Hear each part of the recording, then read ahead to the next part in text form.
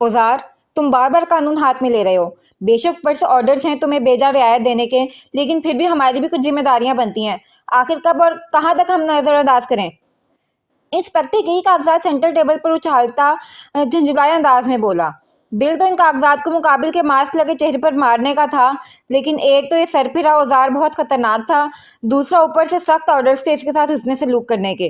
तभी जब्त कर गया, लेकिन इस शख्स के कारनामों का हिसाब इसे देना पड़ रहा था। वो ये भी जानता था कि मुकाबिल इतना ताकतवर है कि चाहे तो अपनी कारस्तानियों का किसी को कानो कान खबर ना होने दे, लेकिन ये दानिस्ता सब मंजिल आम पर ला रहा था। मुझे कानून की गोली मत दो ऑफिसर। मैं रोजाना नाश्ते में चाय के साथ बिस्किट की जगह लॉज एंड ऑर्डर्स डुबो कर खाता हूँ।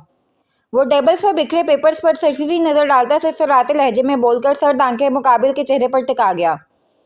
और रही बात तुम्हारी जिम्मेदारियों की, तो दुआ करो कि इसका एहसास औजार न दिलाए तुम्हें, वरना आखिरी सांस में भी याद रखोगे।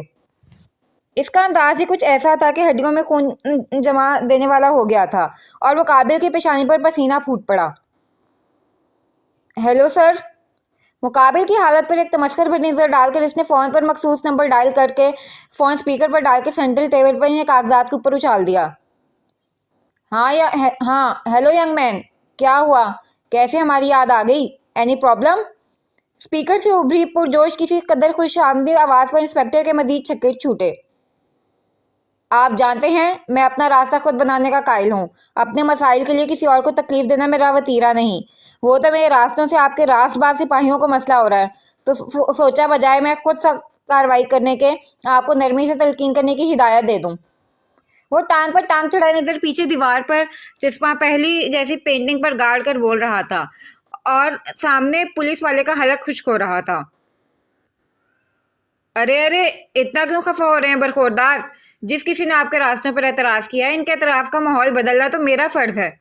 आप बस अपने मकसद और अपने वादे पर कॉन्सेंट्रेट करें। स्पीकर से शीरीं अल्फाज उभरे। औजार ने अंगूठे की मदद से पेशानी को खुजलाते हुए इस्तेफाइया नज़रों से पसीना पसीना बैठे फर्शनाज को देखा। मुझे अपना फ़र्ज़ भी याद है और आपको दिया हुआ वादा भी। नतीजा आपकी तवक्को से ज़्यादा होगा। Good bye. वो स्पॉट से अंदाज में कहकर मुकाबिल की सुनने बगैर कॉल ड्रॉप कर गया था। सो इंस्पेक्टर, जो काम असूलन वर्दी वालों से नहीं होते, इसके लिए हम जैसे चूज किए जाते हैं। उम्मीद करता हूँ आइंदा आप यहाँ तक आने की तकलीफ नहीं करेंगे। वो हमरा लाया हुआ पानी का गिलास इंस्पेक्टर की तरफ सरकाता वार्न करने के अंदाज में बोला। जाते जाते इन बेकार पेपर्स को डस्टबिन में डालते जाइएगा और अपने इन खैर ख्वाहों को भी मुतला कर दीजिएगा कि खैर के दिन जल्द ख़त्म होने वाले हैं, सो अपनी खैर मनाएं। इंस्पेक्टर के उठते ही औजार पेपर जिसके हाथ थमाकर मजबूत कदम उठाता तन्या साहब के हमरा मीटिंग रूम में बाहर आया था। दिलबर भाई, जमाल वड़ाइच और इनके दोस्त अहबाब मिलकर फर्जी कामयाबी दायमी बर्बादी का खूब जश्न मनाओ, क्योंकि तुम्हारी काउंटडाउन यहाँ मैंने शुरू की हुई है। तुम लोगों की फितरत है ना जाल ऊपर से फेंक कर शिकार करने की। मेरा तरीका ज़रा डिफरेंट है। मैं जाल नहीं फेंकता, जड़ें उधेड़ देता हूँ और तुम्हारी जड़ों को ऐसा काटूंगा कि इसे मारकर उठाकर पूरे दीवार पर जाल के जरिए एक दूसरे से जुड़ रहे फोटोज और नक्शों पर बड़ा सा रेड मार्कर से निशान लगाया था। भाभी, आप ये क्या कह रही हैं? मैं काम के सिलसिले में जा रहा हूँ, वहाँ उस लड़की ज़ुलुरैन, उनके लहजे में वाज़ेह तंबिया थी। मेरा मतलब याकूत का क्या काम? 1-2 दिन की बात है, मैं वापस आ जाऊँगा। ज़ुलुरैन ज़ुलेखा बेगम के एहतराम में मुश्किल से अपने तंद लहजे पर काबू पाकर स्पॉट अंदाज में बोला। हकीकतन ज़ुलेखा बेगम की डिमांड इसकी समझ में नहीं आ रही थी। उसने वाज़ेह लफ्ज़ों में मुतला किया था कि वो एक मीटिंग के सिलसिले में नॉर्दर्न एरियाज जा रहा है। सब जानने के बावजूद अचानक ही ज़ुलेखा बेगम ने इस रोंदू लड़की को साथ ले जाने का फरमान जारी कर दिया था। ज़ुलुरैन, मेरे बहुत अरमान थे तुम दोनों की शादी को लेकर। मेरी एक ही भांजी है और एक ही देवर, दोनों ही मुझे अपने औलाद की तरह अजीज हैं। महज तुम्हारे कहने पर मैंने अपने सारी ख्वाहिशों अरमान को पसे पश डालकर तुम्हें रुखसती दे दी, ये जानते हुए भी कि तुम ये रुखसती अचानक से किस लिए चाह रहे हो। फिर इस एक रात के बाद तुमने पलट कर उस बच्ची की खबरगिरी नहीं की। मैं चुप रही, लेकिन अब इस बात पर भी तुम्हें अरे साफ इनकार को मैं क्या नाम दूँ ज़ुलुरैन? क्या तुम्हारी नज़रों में मेरी बात की कोई अहमियत नहीं, कोई वक़्त नहीं? इन्होंने दुखी लहजे में कहती हुई दानिस्ता जुमला अधूरा छोड़ा। सर झुकाए खड़े इस बेहोकर वजूद को देखा। जुल्लू रैन इन्हें बेहद अजीज था और वो चाहती थी कि इसकी खजा रसीदा जिंदगी में हकीकी खुशियों के पक्के रंग भरें। वो दिल से मुस्कुराए, वो भी तन्हाई के हमराही को छोड़कर अपनी हम उम्र की तरह महफिलों में जिंदगी से भरपूर कह के लगाए। माजी की घुटन ज़रा तारीकी में घुट घुट कर सांस लेने के बजाय आज़ाद फिजा में खुलकर सांस ले। और ये उसी सूरत मुमकिन था जब वो माजी को माजी समझकर हाल की हकीकत को पूरे दिल की आमदगी से कबूल करता, और इस माजी से हाल की कठिन सफर में एक नर्मो नाजुक ज़िया अफरोज वजूद ही इसका साथ दे सकता था, जो बिलाशुबा याकूत से बेहतर कोई नहीं हो सकता था। वो ये भी जानती थी याकूत के लिए इस चट्टानी वजूद के अंदर नरम गोशा है, लेकिन वो दिखाना नहीं चाहता, और इन्हें तन्हाई मुहैया करके वो इसी दबी हुई चिंगारी को उभारने की मुतमन्नी थी। लेकिन ये दोनों थे कि लाइन में खड़े होने को तैयार नहीं थे। ऐसे में जज्बाती वार से बेहतर क्या होता। भाभी, आप प्लीज ऐसा नहीं कहें। अगर आप चाहती हैं मैं उस लड़की को साथ ले जाऊं तो मैं ले जाऊंगा। जुल्लू ने नजरें झुकाए बेतासुर लहजे में बोला। जो भी था, जुलेखा बेगम को दानिश अपने अमल से अफसुर्दा करना वो अफोर्ड नहीं कर सकता था। अव्वल तो ये कि तुम उसे लड़की नहीं याकूत कहोगे, बीवी है वो तुम्हारी। इन्होंने तंजिया बावर करवाया तो इसने वो लब भेजकर इस बात में सर हिलाया। दो, तुम्हारा सर्द रवैया और बेगानगी को देख पहले ही याकूत ने तुम्हारे साथ बाहर जाने से इनकार कर दिया है। इनकार कर दिया? जुल्ले रैन को झटका लगा। तो तुम्हारे ख्याल में इसे बैग पैक करके पोर्च में खड़ा रहना चाहिए था? इन्होंने तुरंत तंज किया। जुल्ले रैन हस्बे अदद निचला लब चुप को चलने लगा।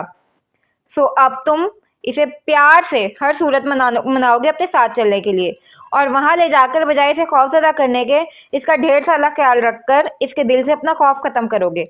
गजब खुदा का, तुम बबर शेर बने गुलाते फिरते हो, वो हिरनी बनी दुबकती फिरती है। पहले की बात और थी, लेकिन जब अनाया और अफनान यहाँ हैं तो कई बार माहौल बहुत अजीब हो जाता है। जुलेखा बेगम बड़े सख्त अंदाज में जुल्लू रैन की क्लास लगा रही थी। जुल्लू रैन याकूत का इनकार और जिंदगी में पहली बार जुलेखा बेगम का जलाल देख बौखलाकर महज सर हिलाकर निकल गया।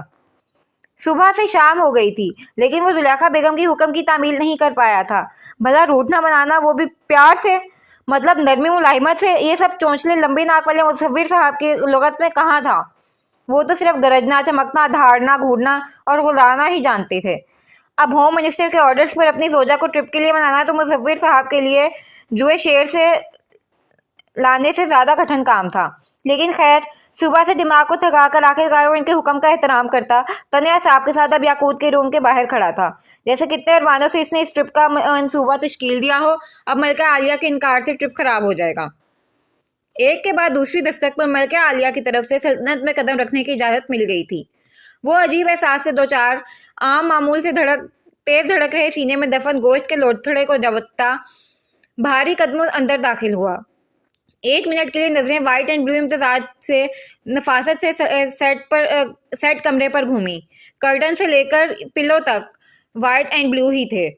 Queen size bed, study table, dressing table, black 2 seater sofa जिस पर वाइट कुशंस थे। वो अभी फितरी दिलचस्पी से जायजा ही लेने में महफ था कि नरम मुलायम मगर उदासी में डूबी आवाज समातों से टकराकर गोया समात में रस घुल गई। आरजू, अगर तुम आने वाली बात के लिए मुझे कन्विंस करने के लिए आई हो तो डोंट वेस्ट योर टाइम, लौट जाओ, मुझे किसी के साथ कहीं नहीं जाना। जुल्लू रैन ने आवाज की सिमत नजर उठाई तो नजरें बालकनी के ग्लास वॉल से टकराई, जिसके उस पार वो खुद से भी खफा लड़की उलझे भूरे बाल पश्त पर फैलाए खड़े होकर कुछ कर रही थी। वो मुतजस्सिस कदम उठाता उस तरफ चला आया। अगर हूँ अनवांटेड तो अनवांटेड ही सही, किसी को नहीं मेरी ज़रूरत तो ना सही, लेकिन अब मैं भी अपनी मर्जी करूँगी। ख्वामखा किसी को इजाज़त नहीं दूंगी मुझे डिग्रेड करने की। आपको तो बिल्कुल भी नहीं मिस्टर बेहिस जल्लाद।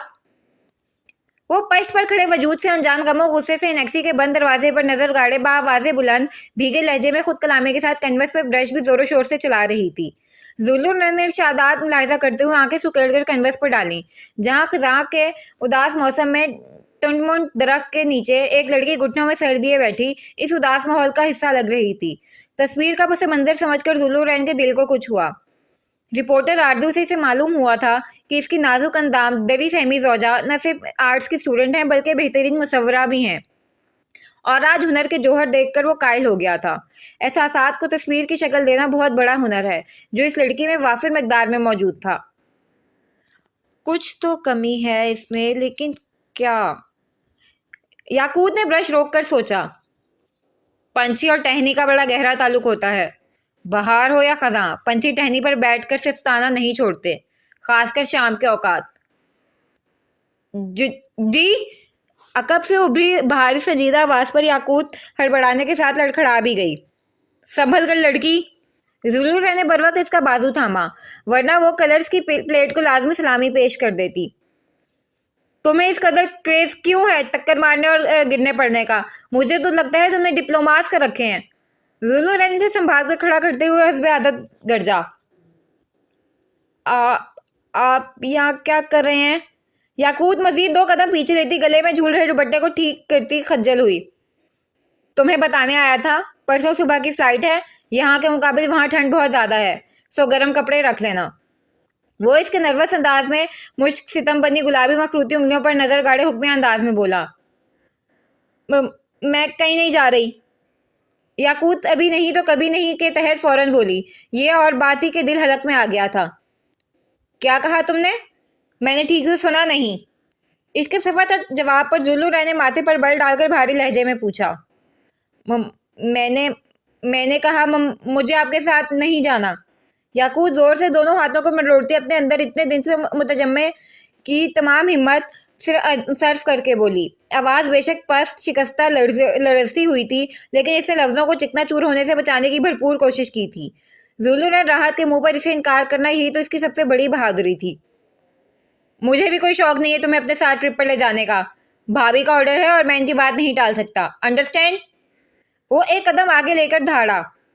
اس کے 2 ٹوک انکار کو گویا ذو النورین کو پتنگے لگا گئے تھے۔ کہاں یہ لڑکی اس کے سامنے نظر نہیں اٹھاتی تھی، کہاں اس کے سامنے اس کے منہ پر انکار کر رہی تھی۔ ذو النورین حقیقتاً شوق میں تھا۔ میں آنی کو منا لوں گی بھابھی کی ہیلپ سے، آپ فکر نہیں کریں۔ اسے گرجنے سے زیادہ اس کے الفاظ کے چناؤ نے یاقوت کا دل خون خون کر دیا تھا۔ دیکھو لڑکی نہیں، یاقوت کمال وڑائش نام ہے میرا، سو پلیز۔ اس کے سرد رویے سے اندر ہی اندر گھل رہی یاقوت سنہری سرخی مائل نگاہیں اٹھا کر پھٹ پڑی تھی۔ ذو النورین اس کی بلند آواز پر ایک پل کے لیے سناٹے میں آ گیا تھا۔ غلط، تمہارا نام یاقوت کمال وڑائش نہیں، یاقوت ذو النورین راحت ہے، ریممبر دیٹ۔ اگلے ہی پل وہ تیش میں اس کا بازو جکڑ کر اپنی طرف کھینچتا چبا چبا کر بولا۔ اس کی کن پٹی کی پھڑپھڑاتی رگیں اور لہو رنگ آنکھوں کی کاٹ یاقوت کی ساری مجمع ہمت ہوا کر گئی تھی۔ اور اب تم مسز ذو النورین راحت ہر حال میں ہر قیمت میں میرے ساتھ ٹرپ پر چل رہی ہو، اور اگر تم نے کوئی حماقت کی تو یقین جانو اس دنیا سے اتنی دور لے جاؤں گا کہ چشمے تصور میں بھی اس دنیا کو نہیں لا پاؤ گی، سمجھی؟ وہ اس کے سنہری لٹوں کے حالے میں سفید پڑتے چہرے پر سلگتی نظریں گاڑے بول رہا تھا۔ وہ یک ٹک اس کا چہرہ تک رہی تھی۔ پینٹنگ اچھی ہے، کمی میں پوری کر دیتا ہوں۔ وہ اس کے ساکت وجود کو سائڈ سٹول پر بٹھا کر آن کے آنے برش اٹھا کر ٹہنی پر خزاں کی اداسی سے بے نیاز پنچھی کا ایک جوڑا ڈرا کر چکا تھا۔ آج کی تمہاری ہمت اور جرأت قابل تعریف اور انعام کی حقدار ہے، سو یہ لو۔ اس نے یاقوت ہی کے باکس سے لالی پاپ اٹھا کر کسی چھوٹے بچے کو ناکامی پر پچکارنے کے انداز میں لالی پاپ پیش کیا تھا۔ میں نہیں آؤں گی، یاقوت نے بہتی آنکھوں میں خفگی سموئی سے دیکھ کر بھیگی بھیگی آواز میں انکار کیا۔ کہا تھا نا اس دن، اپنے چھوٹے سے ذہن پر زیادہ زور نہ ڈالو، پھر کیوں ڈال رہی ہو؟ لالی پاپ کھاؤ اور اپنے بھائیوں کی خیر مناؤ، شاباش۔ اس کے انکار کو چندہ اہمیت دیے بغیر زبردستی لالی پاپ اس کے ہاتھ میں تھماتے ہوئے اس نے اشارہ بھی دیا تھا کہ لالی پاپ کا ڈیلیور مین کون ہو سکتا ہے۔ آپ کہا نا اسے کھاؤ۔ یاقوت کے کھلے منہ میں ذو النورین نے ترنت لالی پاپ ڈالا تھا۔ ہدایت کے مطابق پیکنگ کر لینا، بجائے خود کو فضول کی راہ فرار کی کھوج میں ہلکان کرنے کے۔ وہ نرمی سے اس کے آنسو سے دھلے نرم گلابی ہاتھ تھپتھپاتا ایک نظر اس کی حونک شکل پر ڈال کر مسکراہٹ چھپاتا نکل گیا تھا۔ پہلے اسے جتنا یاقوت کے انکار پر شوق اور بعد میں غصہ آیا تھا، اب اتنی ہی ہنسی آ رہی تھی۔ معصوم ہرنی کا غصہ بھی معصوم ہی تھا۔ برسوں بعد ذو النورین کا من کیا کہ زور زور سے کہکا لگا کر ہنسے، لیکن ضبط کردہ خود پر سرد مہری کا کال چڑھائے وہاں سے نکل گیا۔ پہلے جو یاقوت کو ساتھ لے جانے کی بات پر بیزاریت محسوس ہو رہی تھی، اب وہ اس کے اندر مفقود تھی، کیونکہ تصور میں اس کا معصوم غصے اور ڈر کی الگ ہی امتزاج سے دمک رہا چہرہ، سنہری بیک وقت خوف اور جرأت کی اماجگاہ قاتل آنکھیں اور پنکھڑی سے پڑپڑاتے لب، سرخ چھوٹی سی ناک اور فراخ جبیں، غرض تخیل کے دنیا کے بادشاہ کے تصور میں ایک حسین تصویر تھی۔ یہ اداسی تمہیں نہیں سجتی، مسکراہٹ کو تم جمال کلو۔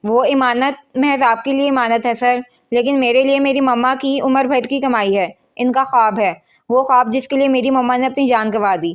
اس لیے آپ بھی وعدہ یاد رکھیے گا، جس مقصد کے لیے میری مما نے اپنی جان ہار دی وہ ضمیر فروش جیتنے نہیں چاہیے، ورنہ قانون اور انصاف پر کوئی بیٹی، کوئی عنایہ ابراہیم اعتبار نہیں کر پائے گی۔ روشن زمین پر بل نمودار کیس نے اپنے لکھے لفظوں کو خونا شان نظروں سے دہرایا تھا۔ ماما سینڈ کا بٹن دبا کر وہ تھکے انداز میں بیٹھ کے گرنے کے انداز میں بیٹھ کر گہرے گہرے سانس لے رہی تھی جب کھٹ کی آواز پر تسلسل ٹوٹا۔ کہیں تابش اس کے تاثرات سے اس کے اندرونی ابتر کیفیت نہ جان لے۔ بچاؤ کی فوری تدبیر کے تحت وہ فل فور بیڈ پر کھلے لیپ ٹاپ پر جھک گئی۔ آپ میرا لیپ ٹاپ چیک کر رہی ہیں؟ انایا کو اپنے لیپ ٹاپ پر جھکا دیکھ تابش کی شرارتی رگ پھڑکی۔ جی؟ اس نے چونک کر سر اٹھایا۔ چند سیکنڈ میں وہ کافی حد تک اپنی کیفیت پر قابو پا چکی تھی۔ انداز خالص بیویوں والا ہے ویسے۔ وہ حسب عادت ٹاول صوفے پر اچھال کر اسے نظروں کے احاطے میں لیے محظوظ کن مسکراہٹ کے ساتھ بیڈ کے قریب چلا آیا۔ بتانے کا شکریہ۔ وہ فوراً لیپ ٹاپ چھوڑ کر بیڈ سے اٹھ کھڑی ہوئی۔ تابش نے چھیڑنے کے انداز میں کیا۔ بیوی ہوں تو انداز بیویوں والا ہی ہوگا نا۔ وہ کیا ہے نا، جب شوہر اتنا ہینڈسم جمع خوش مزاج ہو، احتیاطاً چیک کرنا پڑتا ہے نا، کہیں بے خبری میں نقصان نہ ہو جائے۔ وہ اس کی نظروں سے جذب ہو کر جل کر بولی، ہا ہا ہا ہا، ماشاء اللہ، نظر نہ لگے صدا کو۔ تابش نے اب کے بھرپور انداز میں کہکا لگاتے ہوئے انایا کی بلائیں لے ڈالیں۔ بس 1000 سرخ مرچیں وارنے کی کمی باقی تھی۔ اللہ صبر دے مجھے بس تو۔ انایا کلس کر رہ گئی جبکہ وہ 2 قدم کا معمولی سے فاصلہ سمیٹ کر اس کے نازک شانوں پر جھکا۔ کچھ ملا؟ شریر سرگوشی پر انایا بھدک کر 4 قدم پیچھے ہوئی۔ نہیں، پرفیوم کی تیز مہک نے اسے بوکھلا دیا تھا۔ ارے کہاں جا رہی ہیں جناب، بات تو پوری سماعت فرماتی جائیں۔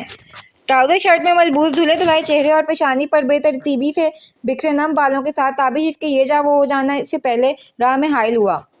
ویسے کام کی بات بتاؤں، عموماً بیویاں فون کا پوسٹ مارٹم کرتی ہیں اور عقل مندی سمجھتی ہیں، لیپ ٹاپ کا نہیں۔ تابش اس کی بکھلاہٹ سے خوب لطف اندوز ہو رہا تھا۔ لیڈی باس کی دبنگ گیری کے ساتھ گریزہ منظر بھی بڑا دلچسپ مبہوت کر دینے والا ہوتا تھا، جو ان دنوں وہ شدت سے نوٹ کر کے حظ اٹھا رہا تھا، کیونکہ انہیں ہسبینڈ کی گرل فرینڈز کی تعداد معلوم کرنی ہوتی ہے، باس کے ڈانٹ پھٹکار نہیں۔ باس پر بالخصوص دباؤ ڈالنے کے ساتھ دایاں آنکھ دبا کر اس نے انایا کو تپانے کا صحیح فرض ادا کیا تھا۔ اچھا، بڑا معلوم ہے آپ کو، کتنے بیویوں کا تجربہ ہے؟ انایا اس کی شرارتی آنکھوں اور لہجے کی شریر کھنک سے ٹھیک ٹھاک تپ گئی تھی، تبھی بجائے راہ فرار تلاش کرنے کے جم کے کھڑی رہی۔ ہائے تجربہ! تابش نے اس کے کندھے پر اپنے کسرتی بازو حمائل کیے۔ انایا کو جھٹکا لگا۔ وہ ایسا ہے لیڈی باس، ہر انسان اپنی چھوٹی سی زندگی میں 3 لوگوں سے محتاط رہتا ہے، پس پردہ ڈرتا ہے، باپ، بیوی، باس۔ تابش نے ٹھنڈی آہ خارج کی۔ انایا کی تیوری چڑھی۔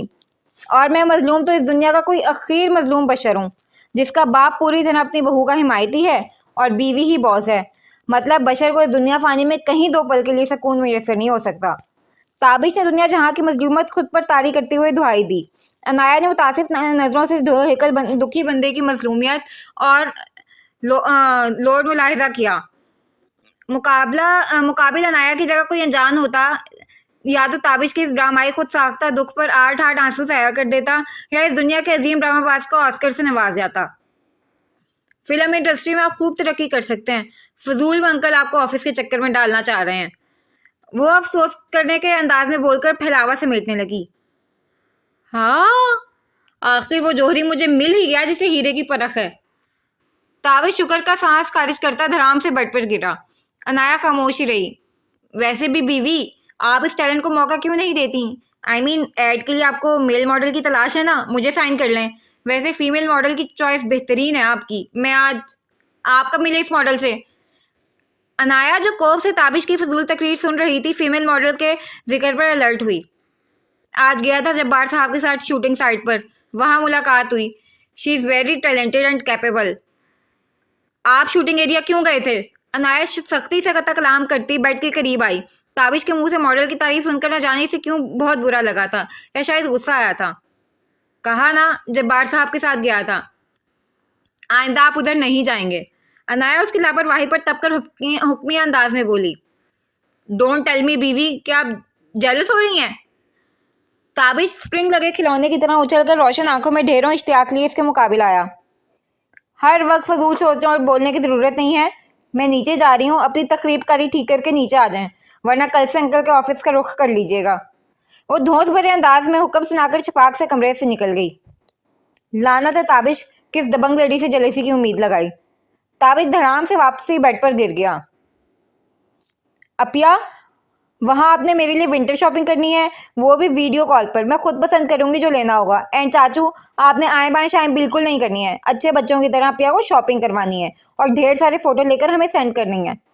बैक सीट के विंडो पर झुकी आरजू साहिबा ने यह प्यारा पैराग्राफ इसी धौंसों तहक्कुम के साथ तकरीबन 50वें मरतबा दोहराया था। जवाबन जहां फ्रंट सीट पर विराजमान संजीदा जुल्लुरन और बैक सीट पर बैठी रूठी रूठी रोहानसी याकूत ने महज सर हिलाने पर इत्तफाक किया, वहीं जुलेखा बेगम का बस नहीं चला कि बेटी को बिला लहाज आजादी धमुक्के से नवाजें। इस लड़की का कोई हल नहीं। पॉकेट के दोनों जेब में दोनों हाथ अड़से खड़े अफनान ने दिल में इजहार तासुफ किया। आरजू, बस कर दो ड्रामेबाजियाँ, इन्हें फ्लाइट के लिए लेट हो रहा है। जुलेखा बेगम दादी अम्मा को मजीद नसीहत और हदायत का महल तैयार करता देख झड़क कर बोली। मम्मा यार, मैं तो बस चाचू को बता रही हूँ कि तुम दादी अम्मा नहीं लगी हो घर की, पीछे हटो। आपके इन्होंने बिला मुरव्वत आरजू को घिरकने के साथ पीछे खींचा था। तुम लोग खैर से जाओ और खैर से वापस आओ। 1.5 घंटे की फ्लाइट है, होटल पहुंचकर लाजमी कॉल करना। और जुल्लुरैन, नई जगह है, याकूत का ज़्यादा ख्याल रखना। और याकूत, तुम भी छुपने छुपाने के बजाय घूमना। पहली बार कहीं जा रहे हो, खूब इंजॉय करना। सुना है बहुत खूबसूरत जगह है, लेकिन सर्दी भी बहुत है। सो भाभी भाभी प्लीज़। अभी मजीद जुलेखा बेगम की हिदायतों का सिलसिला चलता कि जुल्लुरैन टोक गया। ये सारी बातें फर्दन मुझे हिफ्स करवाई गई हैं, सो डोंट वरी, आपको शिकायत का मौका नहीं मिलेगा। वो एक सुनहरी नज़र आंखों में मोटे मोटे आंसू लेकर मुल्तजी नज़रों से जुलेखा बेगम को देख रही याकूत को देखकर जिताने वाले अंदाज में बोला। अच्छा बच्चों, खुदा हाफिज, अपना ख्याल रखना। मुंह बसूर रही आरजू और नरम मुस्कुराहट पास कर रहे अफनान को हाथ हिलाकर खुदा हाफिज कहते ही ड्राइवर ने गाड़ी आगे बढ़ा दी थी। याकूत कितनी दूर तक पलट पलट कर देखती रही, लेकिन क्या फ़ायदा, किसी ने इसकी सुनी कहाँ थी। बस भेज दिया जलाद मुसव्विर के साथ। सबकी बेहिसी याद करके सुनहरी आंखें वापस से झरना रवा कर गई थीं। कितना यकीन था इसे अनाया रोक लेगी इसे, लेकिन इसने भी जिस पर तकिया था वही पत्ते हवा देने लगे कि अमली तफसीर पेश की थी। उफ खुदाया, कहाँ फंस गया मैं। ये लड़की दरिया तो ऐसे भारी है जैसे मैं खुदा न खास्ता किडनैप करके ले जा रहा हूँ मोहतरमा को। कुछ देर तो मुसव्विर साहब कमाल ज़ब्त का मुजाहरा करते हुए सूसों की मधुर धुन सुनते रहे, लेकिन जब ज़ब्त का पैमाना लबरेज हुआ तो मजबूरन चेहरा मोड़कर रोने में मसरूफ मोहतरमा की तरफ मुतवज्जे हुआ। मैं आपको कोई चांद पर नहीं ले जा रहा, अब रोना बंद कर दें जनाबा। ड्राइवर के ख्याल से मोहतात अंदाज में सरगोशियाना सरजनिश कर गया था। साहिब बसारत को तो कोई शक नहीं ये सरगोशी मोहब्बत भरी ही लगी होगी, क्योंकि दांतों तले पिसे लफ्ज़ों में दबी झुंझलाहट और तंज की तपिश तो सिर्फ याकूत ही बखूबी महसूस कर सकती थी। तभी गिरिया उजारी से सुर्ख नैन कटोरे में ढेरों शिकवा और शिकायत समोए नजरें उठाकर इस संगदिल को देखा। फिर क्यों लेकर जा रहे हैं? याकूत ने सूसू करते हुए पूछा। परसों के हिम्मत के मुजाहिरे में नाकामी से ज़्यादा इसे अपने प्लान में नाकामी का दुख था। कितना बेहतरीन प्लान बनाया था इसने जुल्लुरैन के जाने के बाद भैयू से मिलने जाने का। इसे पूरा यकीन था आनी एतराज़ नहीं करेंगी, क्योंकि इसे जुलेखा बेगम के दिल में आज़ाद के लिए नरम गोशा महसूस किया था। लेकिन भला ये मुसव्विर से खुश होने कैसे दे सकता था। मुकाबिल की संगदिली याद करके वापस गुलाबी रुखसार नमकीन समंदर से धुलने लगे थे। सारी बातें अभी कर लें, कुछ फ्लाइट में कुछ होटल में करने के लिए भी रख लेते हैं। अब ये लो, आंसू साफ करो। उदास चेहरा, मखमूर आंखें, जुल्फ गज़ल की लाम जैसी है, एक लड़की मीठी सी धुन जैसी और सूफियाना कलाम जैसी। लांबी घनी मुड़ी मुड़ी पलकों पर अटके मोती और रिमझिम बरसात से शबनमी गुलाबी माइल चेहरे से बामुश्किल नज़र हटाते हुए जुल्लुरैन ने डैशबोर्ड पर रखे बॉक्स से कई टिश्यू निकालकर इसकी तरफ बढ़ाए, जिसे याकूत ने सूसू करते हुए थाम लिया। आरजू अपने चलते फिरते खाने की आदत से मजबूर आइसक्रीम का बाउल उठाए मुंह बसूरती हुई बेजार सी गार्डन में निकल आई थी। अक्सर कॉलेज से वापसी के बाद इसका वक्त याकूत या जुल्लुरैन के साथ बेतकान बोलते हुए गुजरता था, लेकिन आज उन दोनों की गैर मौजूदगी ने कुछ ही देर में से कोफ्त में मुब्तला कर दिया था। अनाया और ताबिश की वापसी नहीं हुई थी, खाली घर इसे काटने को दौड़ रहा था। वो लाशऊर में अफनान की तलाश में उधर आई थी, जो इसे गार्डन में नजर आ गया था। तुम यहाँ बैठे हो यारू के साथ, आलम हिद्दत पर तबादला ख्याल करने में मगन हो। भाभी के भाई और मम्मा तुम्हें घर में ढूंढ रही हैं। کرسیوں کی طرف بڑھتے ہوئے اس نے افنان پر چڑھائی کرنی چاہی. آنٹی کسی عزیز کی مزاج پرسی کرنے گئی ہیں, مجھے تمہیں بتانے کے لیے کہا تھا. جواباً یارو کی پچھ چلاتے ہوئے افنان نے اسے لٹ مارتے اندازوں سے ہی شرمندہ کیا تھا. تو ٹائیگر, وہ شرمندگی مٹانے کے لیے کوئی بودھی دلیل پیش کرنے والی تھی کہ کرسی کے سائڈ پر کھڑے ٹائیگر کو دیکھ کر اس کے اوسان خطا ہوئے. بھابھی کے بھائی, یار یہ یہاں کیا کر رہا ہے؟ دوسری ہی پل شیرنی بھیگی بلی بنی افنان کے پشت پر کھڑی تھی اور اس کی چیخ سے ہڑبڑا کر کھڑا ہوا افنان تعصب سے اس کا خوف سے سفید پڑتا چہرہ دیکھ رہا تھا. آپ دیکھ سکتے ہیں جیجو کی بہن, ہم ایک دوسرے کی کمپنی انجوائے کر رہے ہیں. افنان چبا کر بولا. وہ محترمہ کی اس دن والی حماقت نہیں بھولا تھا, اسی لیے اس دن سے بات چیت بھی بند تھی ان کے درمیان سوائے ضروری باتوں کے. یار کیا یارو کی کمپنی نہ کافی تھی تمہارے لیے جو اس خونخوار ٹائیگر کی راحت انجوائے کر رہے ہو؟ آرزو ٹائیگر کی لمبی زبان غوں کی آواز کے ساتھ سرخ آنکھیں دیکھ کو رو دینے کو ہوئی تھی. چاچو کی غیر موجودگی کی وجہ ٹائیگر, جیجو کی غیر موجودگی سے یارو, اینڈ آنٹی کی غیر موجودگی کی وجہ سے میں بور ہو رہا تھا, سو ہم تینوں مل کر ٹائم پاس کر رہے تھے. افنان کندھے سے اس کا ہاتھ جھٹکتا روکھے انداز میں بولا. ویسے تم کانپ کیوں رہی ہو؟ شاید وہ تم ہی تھی نا جس نے مجھے ٹائیگر کے آگے ڈال دینے کی دھمکی دی تھی, اور آج ٹائیگر کے سامنے تمہارے ہی پسینے چھوٹ رہے ہیں. اسٹرینج. افنان نے ذہن پر زور ڈالنے کے انداز میں اپنے کندھے سے لگی آرزو پر چوٹ کی. مذاق بعد میں کرنا, پہلے اسے بھگاؤ. وہ افنان کے طنز پر بجائے شعلہ جوالا بننے کے ملتجی ہوئی. افنان نے مسکراہٹ دبا کر گارڈ کو اشارہ کیا. اب چھوڑ دو میرا کندھا. ٹائیگر گیا اور لوگوں کی تیز تراری دکھاوے کی بہادری کے غبارے سے بھی ساری ہوا پاس ہو گئی. وہ آرزو کا ہاتھ جھٹک کر واپس اپنی جگہ پر بیٹھ گیا. غبارہ ہو, اوکے. یارو نے چہک کر لفظ دہرایا. زیادہ بکواس نہیں کرو. پسینہ صاف کرتے ہوئے آرزو نے ٹیبل پر پھدک رہے یارو کو گھرگا. افی! یارو نے احتجاج کیا.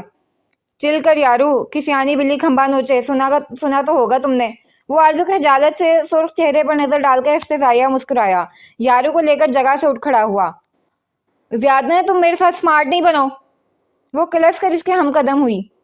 مجھے بننے کی قطعی ضرورت نہیں ہے, ماشاءاللہ سے میں بنا بنایا سمارٹ ہوں, وہ بھی پیدائشی. کوئی شک؟ افنان نے روکھے انداز میں جواب دیا.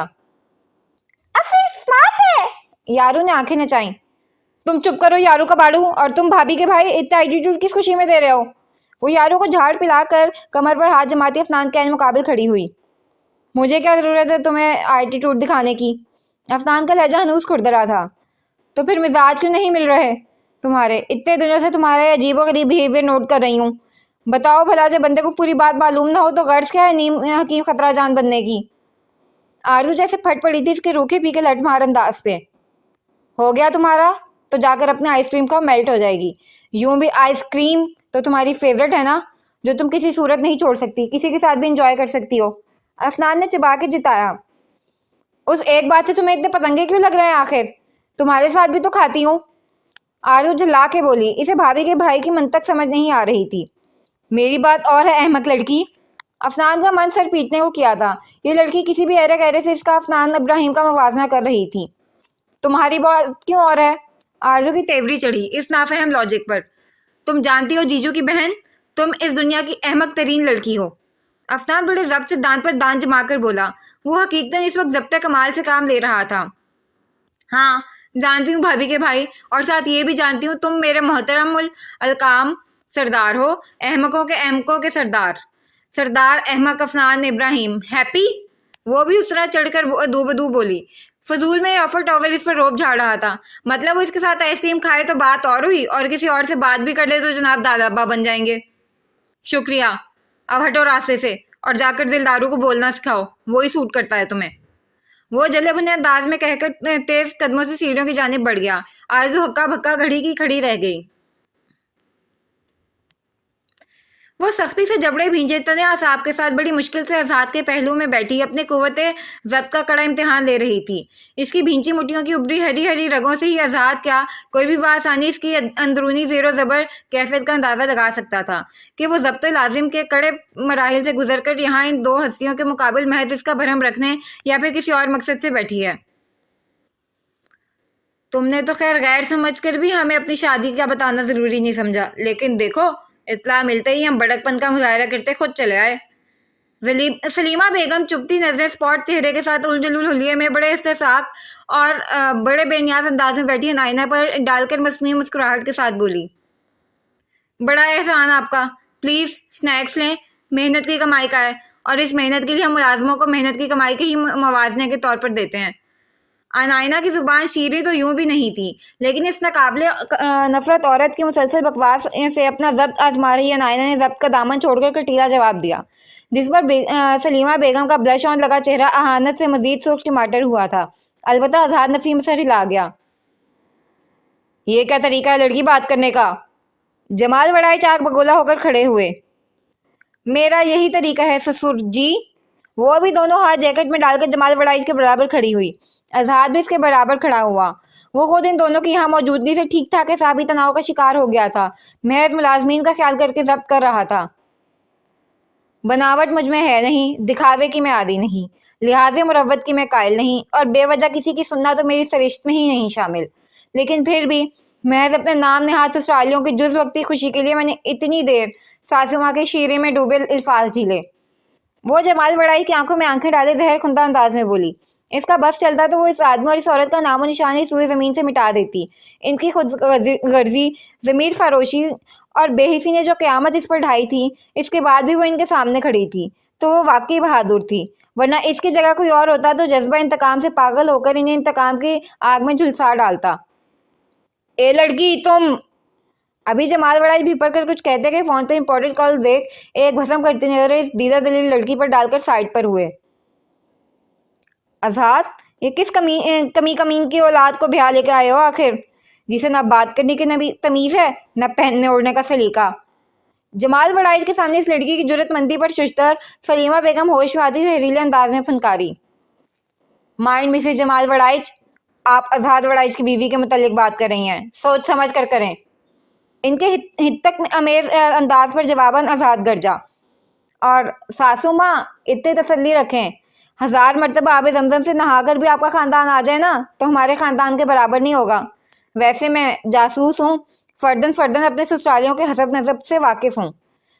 अनायदा ने लबों पर जहरीली मुस्कुराहट से जाकर तेज सरा सलीमा बेगम के 14 तबक रोशन कर दिए थे।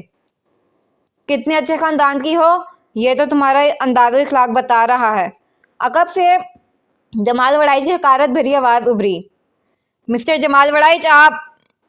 आज़ाद भिपर कर इन्हें जवाब देता कि नाइना ने नरमी से इसका हाथ थामकर इसे बाज रहने का इशारा किया।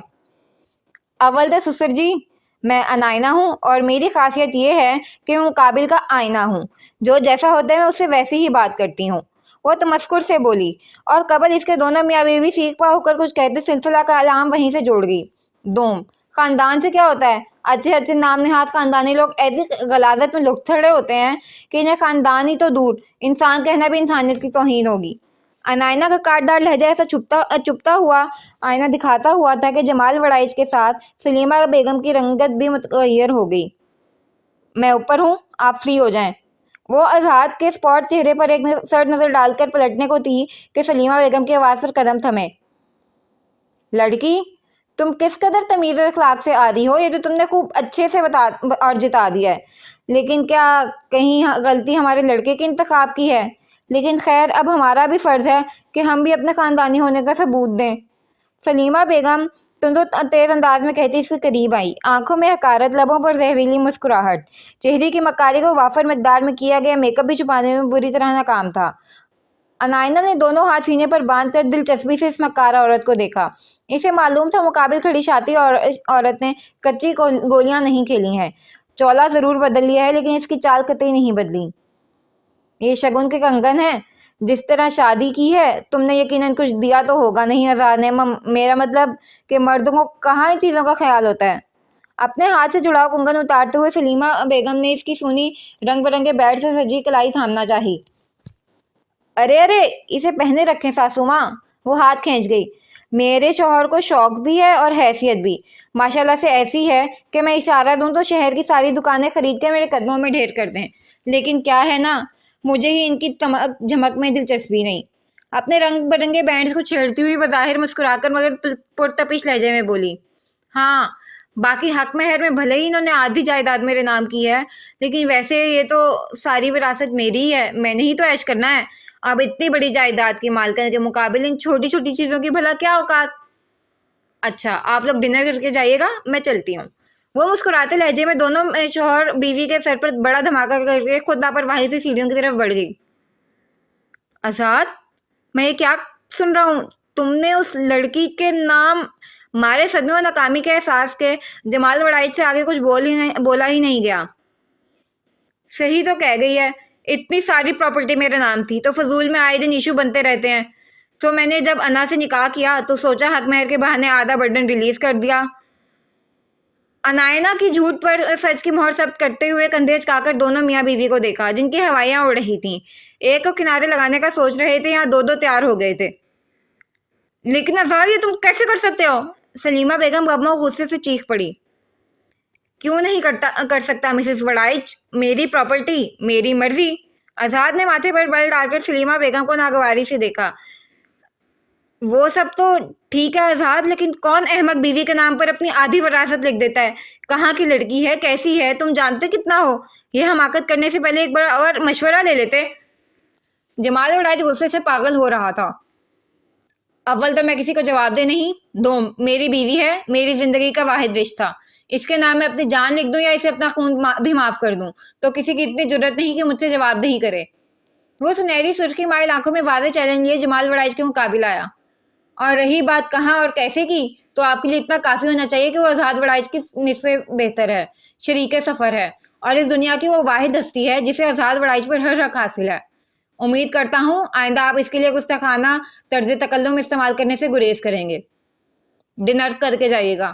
وہ دو ٹوک انداز میں دونوں پر انائنا کی اہمیت اور حیثیت باور کراتا دونوں کو بت بنا چھوڑ کر سیڑھیوں کی طرف بڑھ گیا۔ اس کی آنکھوں میں بھی ایک عمر کی وحشت ہوگی، کوئی اس سے بھی کسی موڑ پر بچھڑا ہوگا۔ اس کے اندر بھی تو زندہ ہے خزاں کا موسم، اس کے لہجے میں بھی سناٹا بلا کا ہوگا۔ تف ہے انائنا جاسوس، تف ہے تم پر۔ اس نے زور سے شیشے یا گلاس اٹھا کر ڈریسنگ مرمر پر مارا تھا۔ آن کی آن میں قد آدم آئینہ کرچیوں میں بٹ کر فرش پر بکھر گیا تھا، ٹھیک اس کی ذات کی طرح جسے وہ دنیا سے اپنی بد زبانی بد لحاظی میں سمیٹ کر چھپاتی آئی تھی۔ خود کو دبنگ جاسوس کہتی ہوں، بہت بڑی توپ چیز سمجھتی ہے نا، تف ہے تم پر۔ ارے اپنی ماں بہن کی دردناک موت کے ذمہ دار تمہارے آگے کھڑے تھے اور تم کچھ نہیں کر پائے۔ تمہارے خوشحال گھرانے کو ویرانے میں بدلنے والے، تمہاری ماں بہن کو موت سے پہلے 1000 بار مارنے والے، تمہاری معصوم بہن کی عزت کے لٹیرے تمہارے سامنے کھڑے تھے اور تم… بس بہت ہو گیا، چپ ہو جاؤ۔ ارد گرد ہو رہی اور روح کو چھلنی کرتی باتیں گشت نے گویا اس کے سیلے زخم ادھیڑ دیے تھے۔ اس نے عالم وحشت میں چیختے چلاتے ہوئے پورے کمرے کو تہس نہس کر دیا تھا، لیکن اندر کی دہکتی آگ اس سب کے بعد بھی ٹھنڈی نہیں ہوئی تھی۔ ارد گرد ہنوز تمسکر بھرے بازگشت ہو رہے تھے۔ ان دو وجود کو دیکھ کر ذہن کے پردے پر دردناک ماضی کے جو بھیانک روح کو لرزا دینے والے مناظر لہرائے تھے، اس نے ان کے اندر گویا آگ لگا دی تھی۔ وہ بے بسی کی انتہا پر کھڑی جنونی ہو رہی تھی۔ جیکٹ اس نے اتار پھینکی تھی، اندر پہنی سلیو لیس بلیک ٹی شرٹ سے اس کے دودھیا برینا سڈول بازو اور گردن گلے پر وہ جلے کے سیاہ نشان واضح نظر آ رہے تھے۔ وہ سب کچھ تہس نہس کر کے کانچ کی پرواہ کیے بغیر گھٹنوں کے بل کانچ کے ٹکڑوں پر زمین پر دونوں ہاتھ کے پنجے گاڑے سر جھکائے شکستہ حالت میں بیٹھ گئی تھی۔ گھٹنے اور ہتھیلیوں میں بے دردی سے پیوست کانچ کانٹوں ٹکڑوں کی اسے کوئی پرواہ نہیں تھی۔ اندر کا درد اس قدر حاوی آ گیا تھا کہ جسمانی درد کوئی معنی ہی نہیں رکھتا تھا اس کے آگے۔ بے حس کر دیا تھا روح سے رستے لہو نے۔ پورے دن بھر کی انویسٹیگیشن کی خواری کے بعد تھکی ہاری مغرب کے قریب وہ گھر لوٹی اور آتے ہی ہال کمرے میں پورے استحقاق سے میک اپ میں لتھڑی مکار عورت اور اس کے پہلو میں کروفر سے وراجمان جمال وڑائچ کو دیکھ اس نے کس مشکل سے اپنے اعصاب کو قابو کیا تھا وہی جانتی تھی، لیکن اب وہ اپنا آپا کھو چکی تھی۔ تبھی وہ دروازہ کھلنے سے لے کر اپنے پیچھے آ کر کھڑے ہوئے آزاد کی موجودگی بھی محسوس نہیں کر پائے، جو کمرے کی حالت کو چندہ اہمیت دیے بغیر گہری سنجیدہ نظروں سے اس کے بازو اور گردن کے جلے ہوئے پرانے نشانوں کا جائزہ لے رہا تھا۔ یوں تو مرنے کے لیے زہر سبھی پیتے ہیں، زندگی تیرے لیے زہر پیا ہے میں نے۔ कमरे की अबतर हालत देख आज़ाद को कोई खास हैरत नहीं हुई थी, लेकिन इसकी शिकस्ता हालत ने इसका दिल मुट्ठी में भर लिया था। इन दोनों मियाँ बीवी की मौजूदगी में नाइना की आंखों की बतदरीज इजाफा होती सुर्ख और इस सुर्खी में तैरते कुर्ब, अजियत, वहशत, दर्द और तकलीफ को हरकोले रहता देख वो इसके अंदरूनी खलफशार का खूब अंदाज़ा लगा गया था। तभी वो इन्हें छोड़कर इसके पास आया था, क्योंकि इस लड़की में वो अपना मुस्तरिब अक्स देखता था। लेकिन कमरे से ज़्यादा इसे बिखरा देख आज़ाद शिश्तर रह गया था। वो एक टक आंखों में कुर्बो तहर्रुम लिए इसे देख रहा था, जब नज़र लम्हा बलम्हा फर्श को भिगोरे सुर्ख साल पर गई। अना, इसने झुककर बड़ी तड़प के साथ इसके झुके कंधों पर अपना मजबूत हाथ रखा था। तमाशा देखने आए हो मेरा? दूसरे ही पल नहायत बेदर्दी से इसका हाथ हटाकर वो कांच पर खड़ी हुई। अना, मेरी बात। इसके घुटने और हथेलियों से रस्ते खून को देखकर वो इसका कंधा थामना चाहता था कि इसने वापसी जुनूनी अंदाज में इसका हाथ झटक दिया। देखो फिर तमाशा। तुम अमीर लोग हम गरीबों का तमाशा ही तो देखकर लुत्फ उठाते हो। तुम लोगों का क्या जाता है? किसी का जनाजा उठ जाए या किसी की सारी जिंदगी सफ़े मातम से मिटते गुजर जाए। वो अपनी अजीतियों के लम्हे में किसी को हमरा देख पागल होती गोया हत्थे से उखड़ गई थी। अना, अना संभालो खुद को। इसे बेकाबू होता देख आज़ाद ने एक और कोशिश की, लेकिन बेसूद। वो इस वक्त अपने हवासों में ही नहीं थी, बल्कि जुनूनी और वहशी हो रही थी। नहीं संभलना मुझे, जाओ यहाँ से, मुझे मेरे हाल पर छोड़ दो, भूलो मत। मैं ताया की शतरंज की बाजी के मोहरे की बेटी हूँ। तुम्हारे बाप के आसीन में बैठे सांप का खून हूँ मैं। सुना तुमने? अब जाओ यहाँ से। जुनूनी अंदाज में चीखते चिल्लाते हुए इसने जोर से आज़ाद को पीछे की जानिब धक्का दिया कि वो कई जानिब पीछे की जानिब लड़खड़ाया। जानता हूँ, मैं सब जानता हूँ, अब शांत हो जाओ। आज़ाद ने अपने बुलंद आवाज में चीखा ताकि इसके चीखो पुकार दब जाए, लेकिन नहीं, आज इसके अंदर का तूफान थमने वाला नहीं था। कुछ नहीं जानते तुम, सुना तुमने? कुछ नहीं जानते। वो इसे दुगना बुलंद आवाज में चीखती वापस इसी जगह बेधड़क घुटनों के बल शिकस्ता हाल गिरी।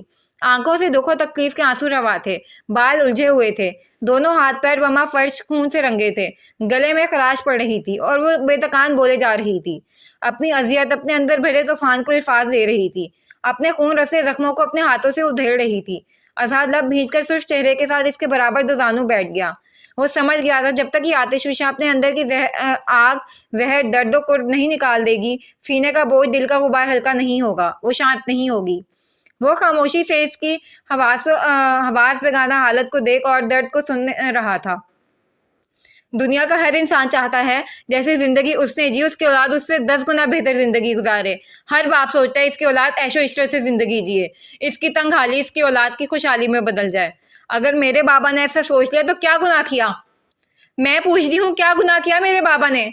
मेहनत की कमाते थे, 2 वक्त की रोटी, तन पर कपड़ा और सर छुपाने को एक गुजारे लायक छत मुकद्दर थी। अगर अपने दिन बदलने की जुस्तजू और उमंग अपने अंदर पैदा कर लिया और ठान लिया कुछ करेंगे, कुछ ऐसा कि कल इनकी औलाद इनकी जैसी जिंदगी ना गुजारे, तो क्या गुनाह किया? इसने मुतवर्रम आंखों में कांच सी चुभन लिए आज़ाद को देखा। आज़ाद सख्ती से लब दांतों तले जब तबा गया।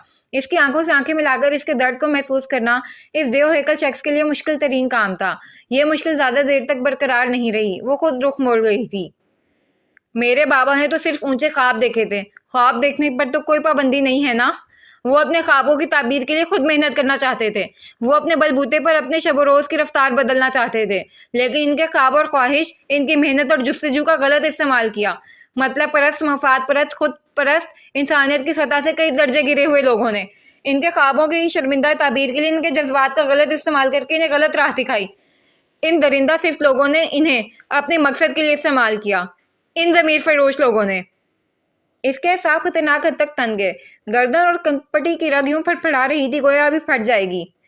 और इस सब का भुगतान भरा मेरी माँ, मेरी मासूम बहन ने, जिनका इस सब में कोई कसूर ही नहीं था। इनके घनावने मकसद में, इनकी घुटियां बसात की चाल में भला मेरी अम्मा, मेरी आपी और मेरी माँ की कोख में पल रहे नन्ही जान का क्या कसूर था? इसका तनफ्फुस खतरनाक हद तक फूल गया था। इसकी आवाज़ दर्द से भारी, रूह को छलनी करने लगी थी। आज़ाद ने जोर से आंखें मींची, जबकि वो हनूस बोली जा रही थी। क्या गलती थी मेरी 12 साल आपी की? क्यों इतनी सी उम्र में इनकी इज्जत पामाल की गई? अरे डर था ना कि कईयों की फैमिली की सांसें चली तो तुम्हारी जड़ें उधेड़ जाएंगी, तो मार देते ना आसानी से। इतनी अजियत देकर क्यों जान ली? मेरी बहन तो सरासर बेकसूर थी। इतना ही कसूर तो था کہ اس کے باپ نے خواب دیکھے تھے ایک خوشحال پرتعیش زندگی کے، اور اس خوشنما خواب کی تعبیر کے لیے انہوں نے بدنما راستہ اپنایا۔ اس کے باپ کے گناہ کی پیدائش میں اس معصوم کا گلا گھونٹ دیتے، اس معصوم کی معصومیت چھین کر اسے بے آبرو کر کے کیا ملا؟ ارے ماں بننے کے مراحل سے گزر رہی عورت پر تو شاید شیطان کو بھی رحم آ جائے، لیکن ان ظالم درندوں کو اس تک رحم نہیں آیا۔ انہوں نے میری ماں، اف! چیختے چلاتے ہوئے اس دل سوز منظر کو یاد کر کے اسے درد سے کراہتے ہوئے اپنے زور سے اپنے ہاتھ میں موجود کانچ کے ٹکڑے کو دبایا کہ وہ اداس دلی میں دھستا چلا گیا۔ آخری دو قیامت خیز انکشافات پر غور سے اس کی بھیانک ماضی کی داستان سن رہے آزاد اپنی جگہ دنگ رہ گیا تھا، دیدے ساکت اور تنفس مدھم، ارد گرد جیسے سناٹا چھا گیا ہو۔ اسے اپنا اندر سے بالکل خالی خالی محسوس ہو رہا تھا۔ اتنی اذیت، اس قدر درندگی، اتنا بھیانک روح فرسا ماضی، یہ لڑکی اپنے اندر دفن کیے گھوم رہی تھی۔ قوت گویائی سے تو اس چٹان سی مضبوط، ہر کسی کے آگے دج جانے والی لڑکی، اینٹ کا پتھر سے جواب دینے والی لڑکی کو بکھرا دیکھ کر ہی محروم ہو گیا تھا۔ باقی اب اس کے ماؤ ذہن و دل پر ایسی برف کی سیل جمی تھی کہ وہ پتھر وجود سے اسے تسلی کے دو لفظ ایک مہربان لمس تک دینے سے قاصر تھا۔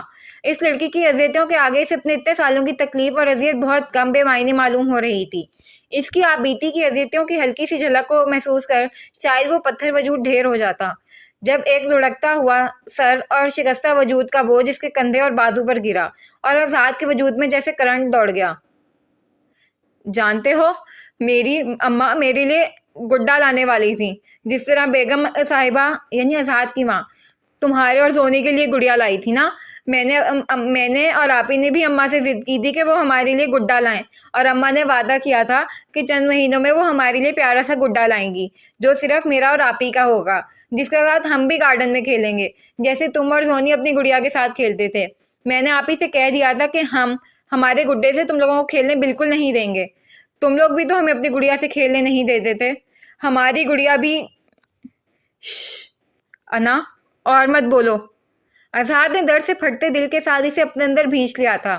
قرب سے سرخ مال آنکھوں کے بھاری پپوٹے آپس میں باہم پیوست ہوئے تھے تو کئی آنسو لڑک کر اس کے گھنگرالے الجھے بالوں والے سر میں چپک کے جذب ہو گئے تھے۔ اس کے سینے کو بھگو رہی 24 سالہ لڑکی عنایت دبنگ جاسوس نہیں تھی، بلکہ 6 سالہ معصوم دنیا کی تلخیوں سے نابلد، فکر و غم سے آزاد، خوش رنگ تتلی کی طرح زندگی جینے والی معصوم منا تھی۔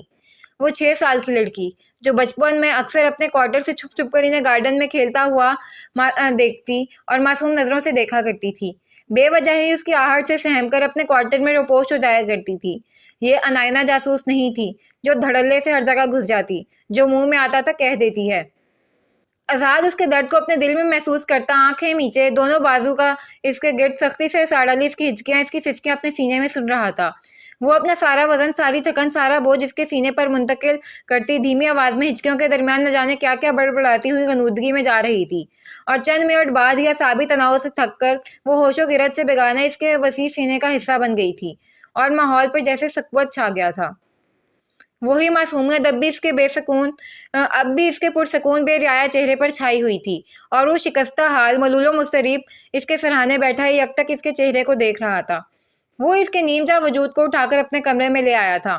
ملازمہ نے اس کے کپڑے تبدیل کر کے آزاد ہی کا ٹراؤزر شرٹ اسے پہنا دیا تھا۔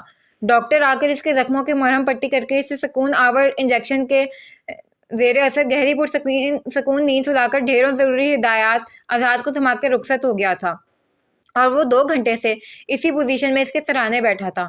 جس طرح سادہ آنکھوں سے جلد پر نظر آنے والے زخموں پر مرہم رکھنا آسان نہیں ہوتا، کاش اسی طرح نہ نظر آنے والے روح پر لگے زخموں پر مرہم رکھنا بھی آسان ہوتا، کتنا اچھا ہوتا نا۔ آزاد بھاری دل کی حسرت بھری دعائیں سن کر ایک نظر اس کے معصوم بے خبر چہرے پر ڈال کر بوجھل اور شکستہ قدموں آ کر کھڑکی میں کھڑا ہو گیا۔ روح پر لگے گہرے زخموں پر پھائے رکھنا اتنا آسان نہیں ہوتا، اور آزاد کے لیے ناممکن کی حد تک مشکل تھا۔ اس کے پاس اس لڑکی کو دینے کے لیے تسلی کے 2 لفظ بھی ناپید تھے۔ کیا کیا قیامت دیکھی تھی اس چھوٹی سی لڑکی نے اتنی سی عمر میں، اور اس سب کا سرگنا ذمہ دار کون تھا؟ جمال وڑائچ! اس نے مارے اشتعال کے زور سے گلاس ونڈو پر اپنے مضبوط ہاتھ کا مکہ جڑا کہ کھڑکی کی شیشے چناک سے ٹوٹ کر اس کے قدموں میں بکھر گئے۔ اس کی دھار پر بیڈ پر پڑے اس بے سود وجود میں ہلچل ہوئی تھی۔ وہ فوراً تیز قدموں سے اس کے قریب آیا، جہاں اب اس کے چہرے پر معصومیت کی جگہ تناؤ اور روشن شفاف پیشانی پر سلوٹیں تھیں۔ ڈاکٹر نے اسے پہلے ہی بتا دیا تھا کہ گھبرانے کی ضرورت نہیں ہے۔ انجیکشن کی وجہ سے چند گھنٹے اسی طرح غنودگی میں رہے گی، یہی اس کے لیے بہتر ہے، ورنہ شاید ذہنی تناؤ سے نروس بریک ڈاؤن ہو جائے۔ دائیں ہاتھ میں ڈرپ لگی تھی۔ جاسوس صاحبہ نے کسمسا کر کمفرٹر خود سے ہٹا لیا۔ آزاد کے براؤن ڈھیلے ڈھالے ٹی شرٹ میں واپس اس کے گلے اور بازو کے زخم نمایاں ہو رہے تھے۔ آزاد بڑی گہری پرسوچ نگاہوں سے اس کے کندھے، دونوں بازو کے زخم دیکھ رہا تھا، جو کافی پرانے اور گہرے تھے، جسے دیکھ کر یوں معلوم ہو رہا تھا جیسے دہکتا ہوا کوئلہ، لکڑی یا پھر کوئی بھی جلتی ہوئی چیز اس پر رکھ کر چھوڑی ہو، کم از کم اتنی دیر کے لیے کہ جسم کا اس حصے کا گوشت بالکل ہی اس شعلے سے جھلس گیا ہو۔ اسے اتنا تو معلوم تھا کہ عنائنہ کے گھر میں آگ لگائی گئی تھی، جس میں اس کی بہن اور ماں بری طرح جل کر مرے تھے۔ ان کی لاشوں کو آخری غسل تک نصیب نہیں ہوا تھا، لیکن عنائنہ کے انکشافات اور اس کے جسم پر پرانے زخموں کے گہرے داغ دیکھ آزاد کا دماغ معوف ہونے لگا تھا۔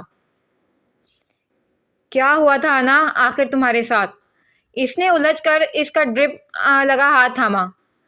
کیسے زخم ہے یہ؟ کیسا درد ہے تمہارا؟ آخر اتنی اذیت پسند کس طرح ہو گئی ہو تم؟ ایسے بہت سے سوال وہ اس لڑکی سے کرنا چاہتا تھا، لیکن وہ اس وقت ہوش میں نہیں تھی، اور ہوش میں آنے کے بعد شاید ہی وہ اس کے سوالوں کا جواب دے۔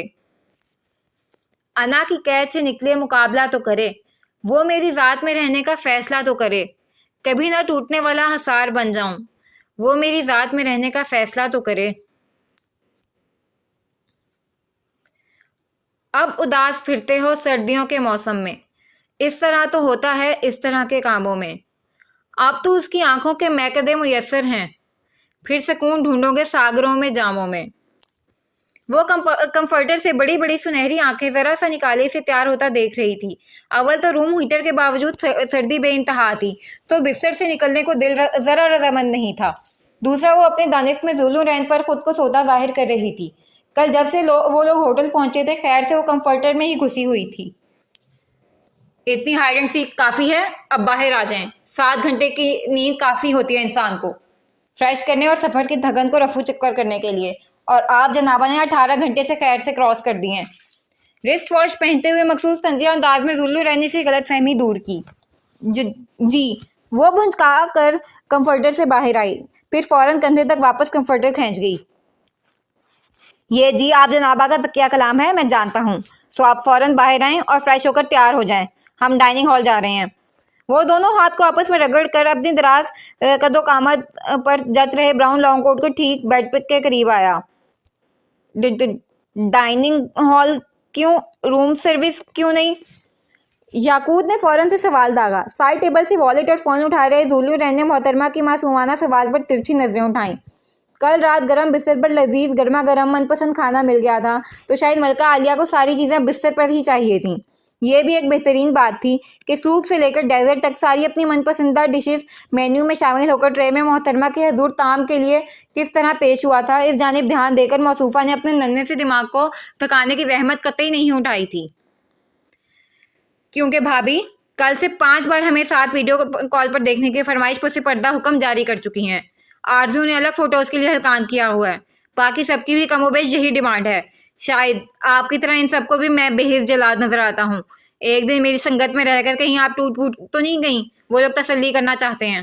ان کے سامنے اپنی پوزیشن کلیئر کرنے اور انہیں مطمئن کرنے کا یہی ایک طریقہ ہے، کیونکہ فوٹوز والی خواری میرے بس کا روک دیں۔ جواباً مصور صاحب اس کے عین مقابل لانگ کوٹ کی جیب میں ہاتھ ڈالے اگلے پچھلے سارے حساب باغ کر گئے تھے۔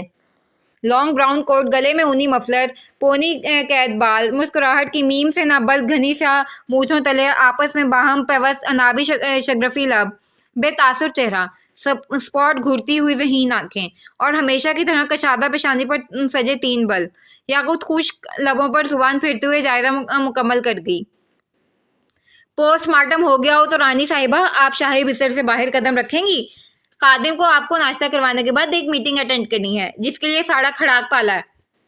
اسے ہندوز بستر میں منہ بسورتا دیکھ ذل و رعب کے تیور بگڑے۔ آپ سب کا غصہ مجھ پر کیوں نکال رہے ہیں؟ میں نے تھوڑی کہا تھا مجھے آپ کے ساتھ آنا ہے، میں نے تو منع کیا تھا، لیکن آپ ہی لے آئے، وہ بھی زبردستی۔ नरम गरम आराम दे बिस्तर को छोड़ते मुसव्वरा साहिबा का डर और हिम्मत का मलगूबा जैसे अजीबो गरीब मगर दिलचस्प रूप ऊद आया था। अच्छा, मैं गुस्सा निकाल रहा हूँ। जूलो राय ने तेवरी पर बल डालकर आंखें सुकेड़ी। मैं कपड़े निकाल रही हूँ। वो इसके भारी अंदाज पर फौरन कपड़े लेकर वॉशरूम में गायब हुई। सुनो, जिसकी फितरत थी बगावत करना, तुमने उस दिल पर हुकूमत की है। वॉशरूम के बंद दरवाजे पर एक मुतासिर नज़र डालकर वो विंडो ग्लास के पास जाकर खड़ा हो गया। बाहर ऊंचे ऊंचे शादाब पहाड़ कहर से ढके हुए थे। दिन के 11 बज रहे थे, लेकिन बाहर का मंजर मुश्किल से सर्दी के दिनों के सुबह 6-7 बजे का मंजर पेश कर रहा था। साल के 12 महीने इन बुलंदों वाला आसमान की फुर्सतों को झुका देने वाले पहाड़ों के दामन में महसूस की जाने वाली खुनकी का राज रहता था। उफक के राजा की शक्ल शाजिर नादिर ही नजर आती थी, क्योंकि यहाँ इनका हुक्म इक्का नहीं चलता था। इसीलिए इन पुरसकून वादियों में स्याह आकर दुनिया की भाग दौड़ से दूर कीमती वक्त गुजार कर जाते थे। इन कुदरती मनाजिर को आंखों में समोकर खुद को खोकर हर फिक्र व गम से आज़ाद हो जाते थे। वो तखय्युल की दुनिया का शहंशाह भी कुछ पल के लिए कुदरत के इन हसीन मनाजिर में खुद को फरामोश करके मबहूत हो गया था। खट की आवाज़ पर महविया टूटी तो इसने रुख मोड़कर देखा, जहां वो कांपते हाथों से चेहरे पर क्रीम मलते हुए बैक वक्त चेहरा और हाथ दोनों को हरारत पहुंचाने की नाकाम कोशिश कर रही थी। बदन पर बस एक मामूली सी जैकेट चढ़ाई हुई थी, जो यहाँ की सर्दी के मुकाबिल कुछ नहीं थी। पहले अंदर स्वेटर पहन लो, बाहर सर्दी ज़्यादा है और तुम्हें तो कुछ ज़्यादा ही लग रही है। वो खिड़की से हटकर बेड की तरफ आता हुआ संजीदगी से बोला, मैं सिर्फ ये जैकेट लेकर आई हूँ। कटकट कर रहे दांतों को जबरदस्ती बिठाकर वो कान के गिर्द ऊनी मफलर लपेटते हुए रूहान सी आवाज में बोली, व्हाट, पागल हो गई हो? मैंने तुमसे कहा था ना कि वहां सर्दी बर्दाश्त से बाहर, और तुम। मोहतरमा के मासूम इतराफे हिमाकत पर जुल्लुनैन का मीटर घूमा। मुझे गुस्सा आ रहा था तो मैंने पैक नहीं किया। दोनों हाथों को आपस में रगड़ते हुए अपने दानिश में याकूत ने काफी ठोस दलील दी थी। तुम। जुल्लुनैन ने जोर से मुट्ठी भींची, वरना दिल इस अहमक लड़की को थप्पड़ लगाने का कर रहा था, जो जीन्स पर मामूली सी लेदर जैकेट और सर में मफलर लपेटे ठंड से कांप रही थी। आप फिक्र नहीं करें, मुझे सर्दी नहीं लग रही। वो अभी मुंह धोकर निकली हूँ तो बस ज़्यादा महसूस हो रही है। जुल्लुनैन के बिगड़े तेवर से खाइफ होकर इसने मुंह पर कमाल कॉन्फिडेंस से सफ़ेद झूठ बोला, जी, आपको सर्दी कैसे लग सकती है? आप जनाबा तो खैर से एरियन वूमेन हैं। जुल्लुनैन दांत पीसते अपने लॉन्ग कोट उतारता हुआ इसके करीब आया और इसे कुछ समझने का मौका दिए बगैर कोट इसे पहनाने लगा। जुल्लुनैन जैसे कद हैकल इंसान के लॉन्ग कोट में याकूत का नाजुक सा सराबा बिल्कुल डूब गया था। बेल्ट मुमकिन हद तक टाइट करके एक कदम पीछे लेकर इसने दम साधे खड़ी याकूत का मुतमिन अंदाज में जायजा लिया। आप क्या करेंगे? अब तो आपको सर्दी लगेगी। लॉन्ग कोट के बड़े बड़े आसीन से जबरदस्ती हाथ निकालने की तगोदो करती वो शर्मिंदा से घुक गई। आप मेरी फिक्र में नन्हे जहन को जहमत देने की बजाय अपनी फिक्र कर लेती तो कतई ये हमाकत आपसे सरजद नहीं होती। वो गुस्से से इसके करीब आकर आसीन फोल्ड करके इसकी कलाइयों के बराबर लाता भिगो भिगो कर मार रहा था। अगर जुलेखा बेगम की हिदायत जहन में ना घूम रही होती तो न जाने इस अहमक लड़की की हिमाकत पर वो क्या कर देता। आप मेहरबानी होगी रानी साहिबा, अगर जो वो इस कोट को पहने रखेंगी, क्योंकि आपको जुकाम भी हो गया तो सारा ब्लेम जुल्लुनैन राहत के सर मंडा जाएगा, जैसे मैं यहाँ शौक से विंटर एंजॉय करने आया हूँ। इसका मूड बुरी तरह खराब हो चुका था। वो याकूत को झाड़ पर आकर दूसरा जैकेट निकालने लगा जो वो रास्ते में पहन कर आया था। मुझ पर क्यों बिगड़ रहे हैं? मैंने थोड़ी कहा था मुझे लेकर आए यहाँ इस पहाड़ की चोटी पर। शहर में इतने शानदार 5-7 स्टार्स होटल मौजूद हैं, लेकिन इन्हें मीटिंग के लिए यही पहाड़ी इलाका मिला। जुल्लुनैन की इतनी झाड़ पिलाने के बाद वो हस्बे आदत रूहानी होकर बड़बड़ाने लगी। गर्म कोट की राहत बख्शती गर्मी ने कपा रहे जिस्म को हिद्दत बख्शी तो हवास क्या बहाल होने से पहले जैकेट से उठ रही इसकी तेज कलोन की खुशबू को सांसों से ज़्यादा करीब, सांसों में ऑक्सीजन के साथ उतरता महसूस करके धड़कनें दरहम बरहम होकर बेहंगम शोर मचाने लगी थी। 1 बजे मेरी मीटिंग है। मेरे पास सबसे बात करने और नाश्ता करने के लिए महज 1 घंटा है, क्योंकि 1 घंटा आप फराग दिली से बर्बाद कर चुकी हैं। जैकेट का जिप बंद कर पॉकेट से रूम की कीज बरामद करते हुए वो याकूत को लताड़ना कतई नहीं भूला था। आप अपनी मीटिंग अटेंड कर लें, मैं रूम सर्विस मंगवा लूँगी और आने लोगों को मुतमिन भी कर दूँगी। मैं आपके साथ रहूँगी तो आपका मूड خراب ہی رہے گا اور میٹنگ خراب ہو جائے گی، پھر آپ کو اور بھی غصہ آئے گا اور وہ غصہ بھی آپ مجھ پر نکالیں گے۔ دروازے کی طرف بڑھے زولو رین کے قدم نیم بھیگی ملتجی آواز پر جک رہے تھے۔ اسے لب بھینچ کے رخ موڑ کر اسے دیکھا، جو اس کے لانگ کوٹ میں خود کو سرتاباہ چھپائے دونوں ہاتھوں کو مروڑتے ہوئے اپنے شوز کو گھور رہی تھی۔ یقیناً سنہری جھیل سی آنکھوں میں ایک سمندر معجزہ ہوگا۔ اسے سب سے اتنی دور لا کر شاید کچھ زیادہ ہی سخت طرز تکلم سے کام لے گیا تھا۔ گھر کی بات اور تھی، لیکن یہاں وہ اس کا واحد سہارا تھا اور وہ اس کی ذمہ داری تھی۔ اس کا حق تھا کہ وہ اس پھول سی لڑکی کو خوش نہ سہی مطمئن رکھتا۔